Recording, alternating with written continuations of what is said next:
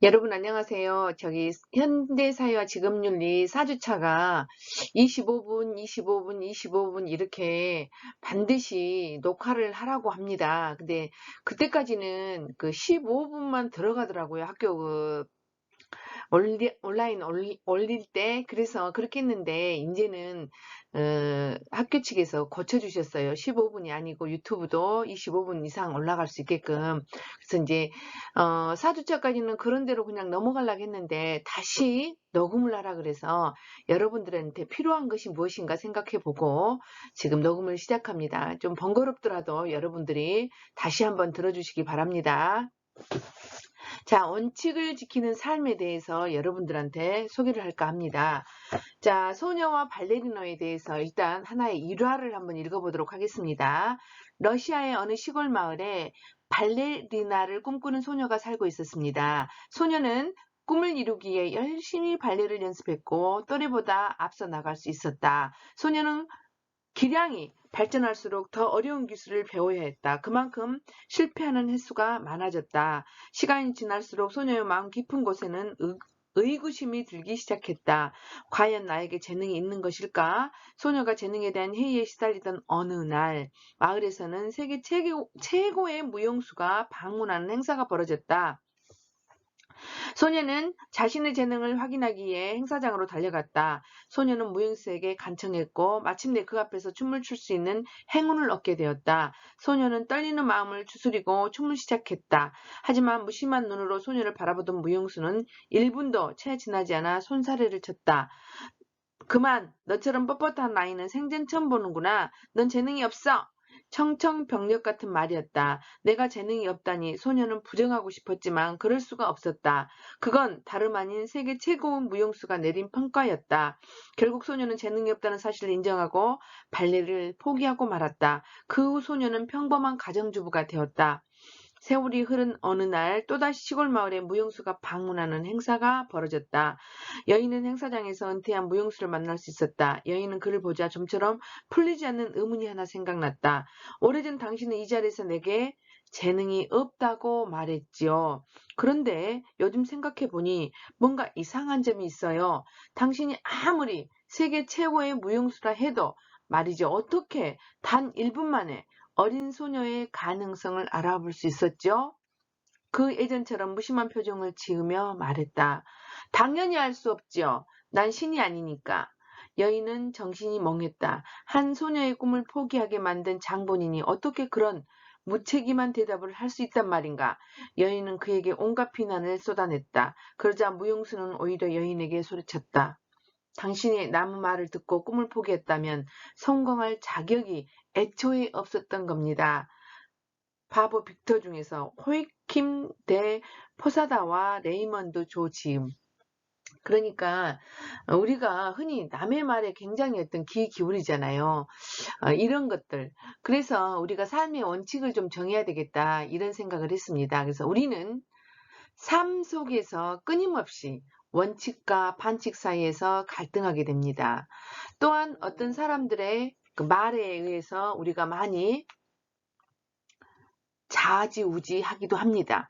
그러나 올바른 가치관을 지니며 성공적인 삶을 살아온 사람들은 원칙을 지키는 삶이 처음에는 불편하고 손해를 볼지라도 나중에는 마음의 평안을 가져다주고 그에 따른 보상이 있을 것이란 것을 우리가 알고 있습니다. 간혹 당연히 지켜야 할 아주 쉬운 원칙조차 무시하며 그것을 자랑이라도 하듯 이렇게 이야기하는 사람도 있습니다. 다음의 이야기는 원칙을 무시하고 편법과 반칙을 일삼는 것이 얼마나 고통스러운 삶을 제공하는지를 깨달을 수 있게 할 것입니다. 제가 한 일화를 또 읽어보겠습니다. 알 카보네는 가장 악명 높은 범죄 집단의 대부이다. 그는 어릴 적부터 범죄 조직에 발을 들였고 당시 금주법이 제정되자 21살의 나이에 시카고로 건너와 26의 나이에 범죄 조직인 마피아를 물려받는다. 도박, 매춘 등에 손을 대었으며 당시 금주법을 비웃듯이 밀수와 밀주에까지 손을 대었다. 천부적인 사업 감각으로 천문학적인 돈도 모았다. 1000명이 넘는 조직원을 거느렸고 정재계의 유력 인사와 어울렸다. 금주령과 대공황으로 암울했던 시기 그는 대중들의 우상이었으며 사람들은 그를 두려워하면서 추앙했다. 보잘것없는 이탈리아 출신의 젊은 사람이 미국을 흔드는 거물로 성장했기 때문이다. 시카고의 젊은이들은 한때 그를 아인슈타인, 간디, 헨리 포드 등과 함께 세계에서 가장 걸출한 인물 중 하나로 손꼽기도 했다. 그러나 그의 실제 모습은 겉보기와는 상당히 달랐다. 트레이드 마크인 뺨의 흉터 스카페이스는 그가 말했듯이 제1차 세계대전에서 얻은 게 아니라 여자 문제로 술집에서 다투다 생긴 것이었다. 그는 군대에 간 적도 없었고 협박에서부터 살인까지 수많은 범죄를 저질렀지만 죄의식도 없었다. 그는 권력을 가진 자들은 사회적 지위를 이용하여 이익을 챙기려는 뻔뻔스러운 놈들이라고 비난하면서도 정치인, 경제인, 경찰을 매수했으며 그들의 비리를 약점으로 잡고 있었다. 또한 그는 나에게 매수당한 그들은 양심가인 척하면서 헌법적인 공갈을 일삼고 있다고 주장했다. 그들에 비하면 자신이 더 양심적이라는 것이다. 금주법 위반에 대해서도 내가 지금까지 해온 일은 시카고 시민들에게 맥주나 위스키를 판매한 것뿐이다. 그것은 시민들의 수요에 부응한 것뿐이다. 라고 자신의 범죄에 대한 변명을 일삼았다. 1929년 2월 성 발렌타인데이 대학살 등 살인과 폭력을 배후에서 지휘했으나 그는 감옥에 가지 않을 정도로 지능적이었다. 그러나 카포네는 FBI의 집요한 추적으로 체포되어 교도소에 수감되었다. 그런데 놀랍게도 그에게 적용된 혐의는 살인이 아닌 단순 탈세였다. 자신의 죄를 인정하지 않고 편법을 쓴 것이다. 좀처럼 꼬리가 잡히지 않던 카포네의 혐의를 찾아내기 위해 FBI는 카포네가 고용하고 있던 회계사를 다른 혐의로 체포하고 불기소 처리해주는 대신에 카포네의 탈세 증거를 빠짐없이 받아냈다. 악명을 날렸던 카포네는 회계사의 배신으로 드디어 마피아의 두목자리에서 내쫓기게 되었다. 그러나 그가 탈세 혐의로 감옥에 갇혔을 때까지 아직 인기가 살아있어 감옥으로 팬레터가 배달될 정도였다. 이러한 영웅적인 삶이 지속될 것 같았지만 암흑계의 대부 알 카포네는 사소한 문제로 몰락하기 시작했다. 알 카포네의 생명을 빼앗은 것은 살인청부업자도 법률 제도도 아니었다. 그를 죽도록 따라다니며 괴롭힌 것은 매독이라는 성병이었다. 문란한 성생활로 인한 성병은 죽을 때까지 그를 괴롭혔다. 결국 1974년 1월 알 카포네는 뇌출혈과 폐렴이 심해져서 마이애미의 집에서 초라하게 숨을 거두었다.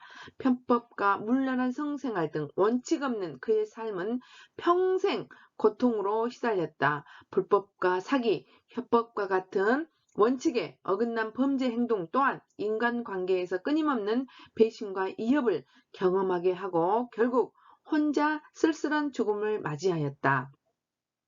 원칙 없는 삶이 한 인간을 평생토록 신체적, 정신적 고통을 주며 파멸로 몰아넣는 것이다. 이 사람은 정말 법을 피할 수는 있었지만 성생활의 문란으로 인해서 매독 때문에 평생을 괴롭게 살았다고 합니다.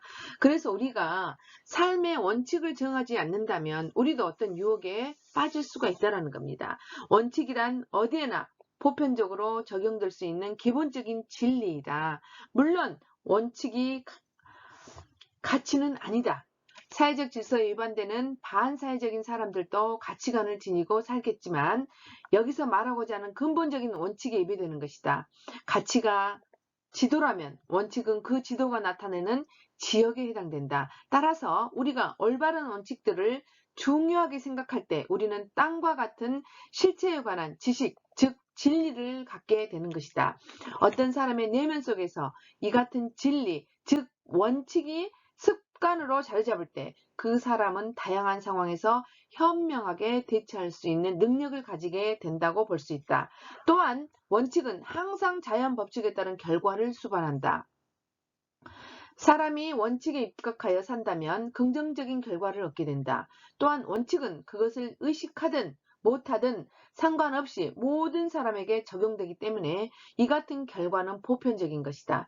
올바른 원칙에 대해 더 많이 알수록 현명하게 행동할 수 있는 자유는 더 커지게 마련이다.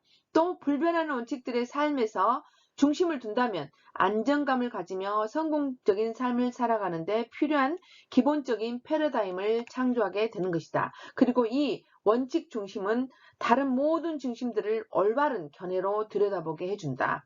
이 원칙들을 선택하고 지키는 사람들은 스스로를 잘 통제하고 효과적인 삶을 만든다. 자기 자신에 대해 떳떳하고 자신의 삶에 대해 진정한 가치를 부여하기 위해서는 우리는 원칙을 선택하여 자신과 싸움에서 승리할 수 있어야 한다.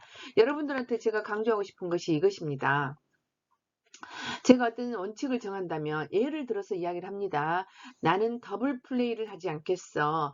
한 여성을 사귀고 한 남성을 사귀면 그 남성만을 사귀고 만약에 이 남성이 끝났을 때 다른 여성, 다른 남자를 사귀겠어. 어떤 여자친구를 사귀더라도 이제 더블 플레이 하는 사람들이 많잖아요. 이 친구도 사귀어보고 저 친구도 막 사귀어보잖아요. 그렇게 나는 살지 않겠어. 이런 원칙을 정한다면 어때요? 삶이 좀 클리해질 수 있잖아요. 이런 어떤 원칙을 정한다거나 나는 살면서 가정을 제일 먼저 우선시할 거야.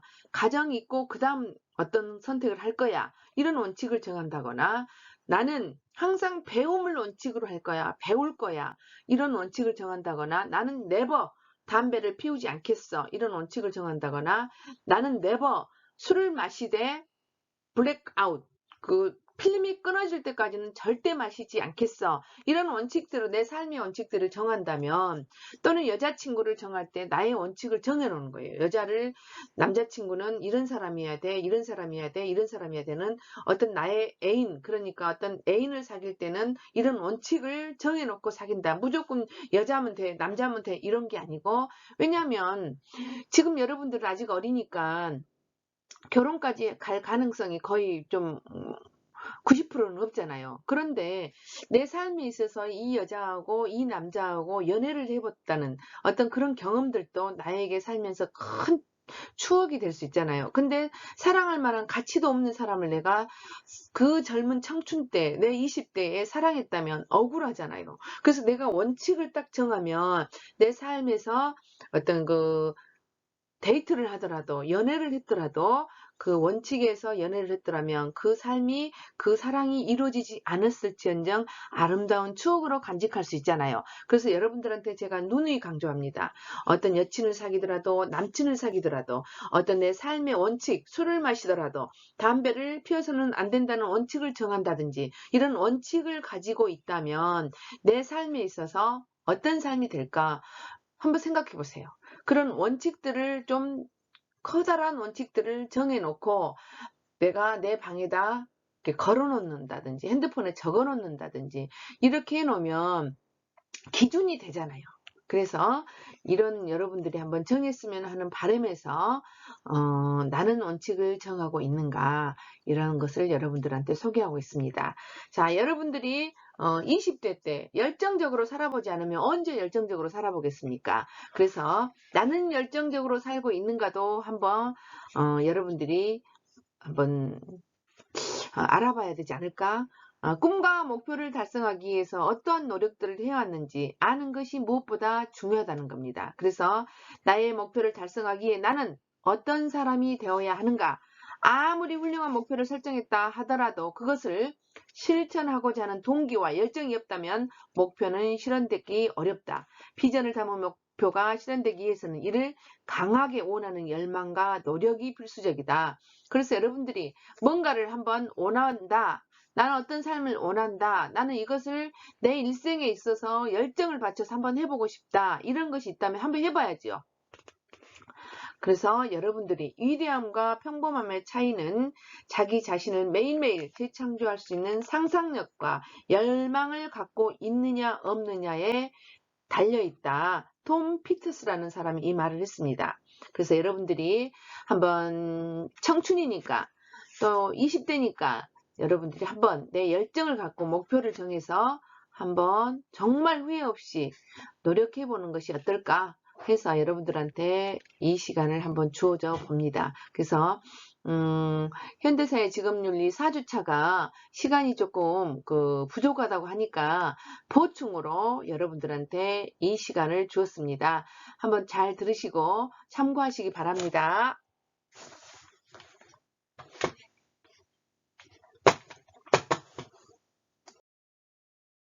자, 에머슨이라는 사람은 모든 위대한 성취, 업적은 열정의 산물이다라고 말을 하고 있습니다. 즉, 열정 없이 이룩된 위대한 일은 아무것도 없다는 뜻입니다.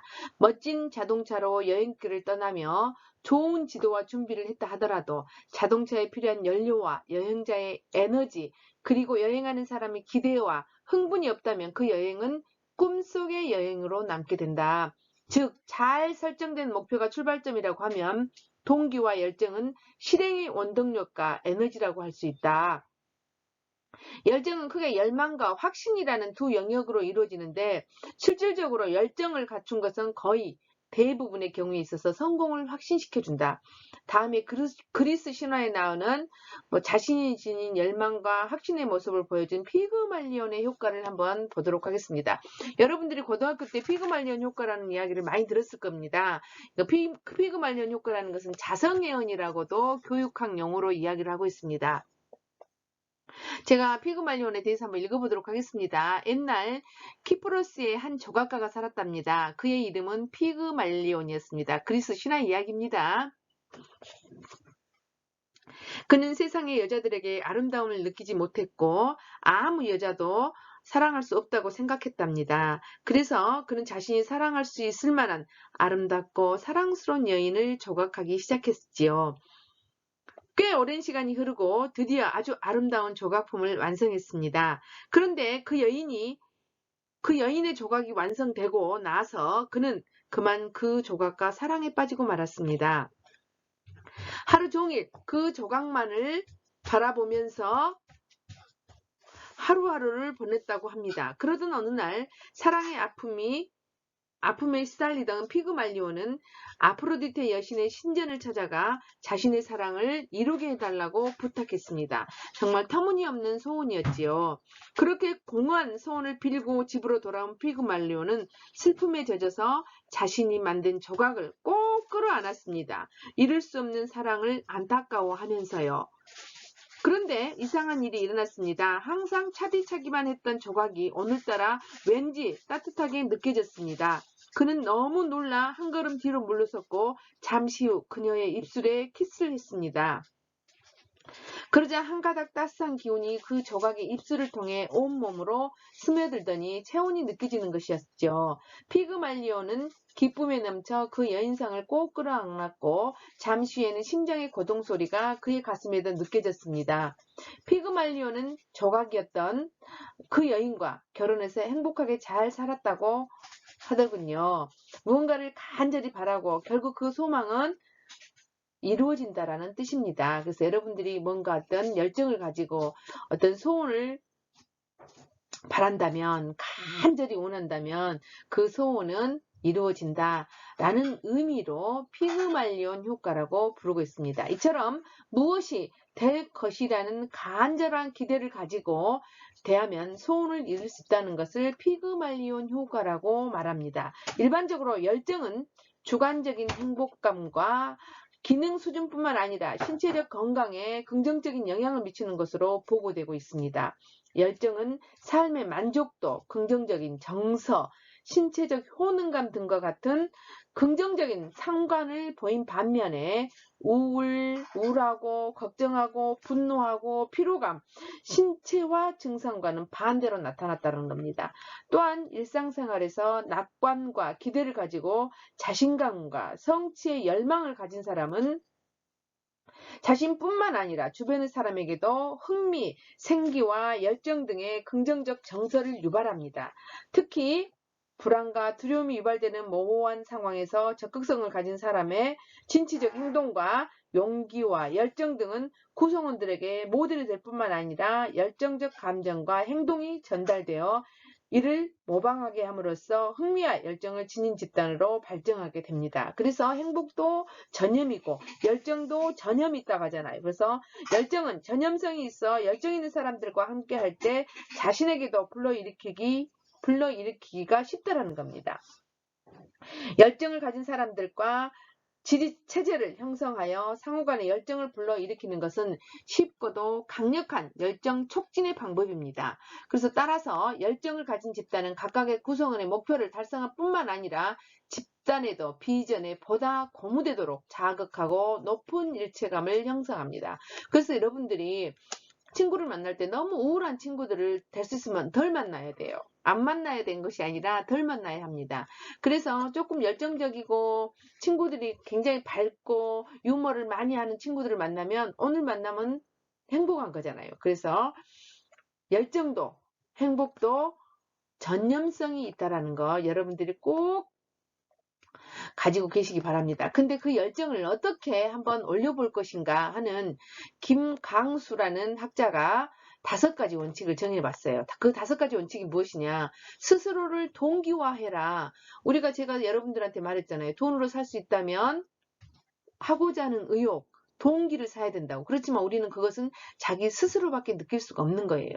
내가 돈을 살 수 있어서 그걸 산다면 우리 아들, 딸들에게 그걸 줘야죠. 그럼 우리가 말 안 해도 저절로 지가 알아서 하는 거잖아요. 그래서 우리가 그것은 돈으로 살 수 없는 것이다. 내 스스로 동기화시킬 수밖에 없는 것이다.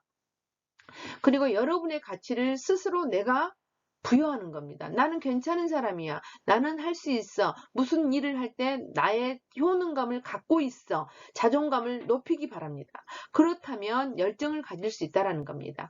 그 다음에 자신감을 일관되게 유지하라. 하루는 나 진짜 자신 넘쳐. 나 너무 똑똑한 것 같아. 이러다가 갑자기 팍 가라앉는 이런 것보다는 일관되게 자신감을 가져라는 겁니다. 흥미를 갖고 몰입하라.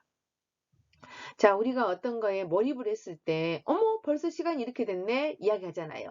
몰입할 때는 어때요? 시간 가는 줄을 모르고 우리가 하는 거잖아요. 그래서 될 수 있으면 뭔가를 할 때는 몰입해서 하는 것이 좋아요. 공부도 마찬가지입니다. 억지로 하지만 물론 시험 봐야 되고 중간고사 봐야 되고 그러니까 억지로 할 수밖에 없잖아요. 그렇지만 이왕이 한 것 몰입해서 하면 빨리 애워지고 이 뇌라는 것이 빨리 발달이 되잖아요. 그래서 몰입해라. 자신의 열정을 지지하는 사회적 지지체계에 도움을 받아라. 나 혼자 스스로의 어떤 모임을 하는 것보다 우리가 스터디 그룹을 그래서 하는 거잖아요. 그 스터디 그룹에 들어가서 지금 취직하려고 이렇게 스터디 그룹들을 대학교 4학년 되면 하잖아요. 그룹 하잖아요. 그 그룹을 어디로 들어갈 것인가 여러분들이 잘 정하셔야 됩니다. 그래서 이제 대학에 4학년 되면 이제 취직을 위해서 물론 그 전부터 여러분들이 준비를 하셔야 되지만 4학년 되면 스터디 그룹에 들어가서 예를 들어서 NCS 공부를 한다 그러면 NCS 그룹에 들어가야죠. 그래서 거기서 어떻게 공부한가 더불어서 각자 공부를 해오기 때문에 각자 자기가 썸머리한 것들을 서로 발표도 하고 그러잖아요. 그래서 여러분들이 대학 4학년 되면 어떤 그 지지체계 사회적 지지체계에 들어가야 된다. 그래서 여러분들이 열정을 가지고 열심히 하셔야 된다는 겁니다. 자, 여러분들한테 피그말리온 효과에 대해서 설명했습니다. 피그말리온 효과는 무엇라고 그랬지요? 내가 간절히 바라면 그렇게 이루어진다 라는 뜻이다 그랬지요. 그래서 이거는 교육학 용어로는 자성애언이다. 네 스스로 너한테 그런 체면을 걸어라. 이런 뜻입니다. 그래서 여러분들 자성애언에 대해서 한번 여러분들 생각해 보시고요. 또 열정을 가지고 여러분들이 이왕이 이 청춘의 열정을 가지고 뭔가를 한번 해보시기 바랍니다. 또 하나 내가 여러분들한테 반복했던 것이 무엇입니까? 원칙을 지키는 삶을 살아라. 어떤 나의 삶의 원칙을 가져라. 어디 만약에 다른 행동을 했더라도 내가 원칙을 정해놓으면 다시 돌아오게 되잖아요. 사람에게는 어떤 나의 정화의 능력이 있기 때문에 원칙을 정해놓고 산다면 특별히 멀리 가지 않고 다시 돌아올 수 있다는 겁니다. 더블 플레이 하지 말아라. 나는 담배를 절대 피지 않겠다. 여러 가지가 있겠죠. 그래서 여러분들이 한번 정해봐라. 그래서 여러분들한테 지금 이 설명을 했습니다. 그래서 여러분들 이걸 참고로 여러분들이 한번 원칙도 가져보고 나는 어떤 삶을 살 것인가 한번 나에 대해서 깊은 생각을 한번 해보는 시간을 가졌으면 합니다.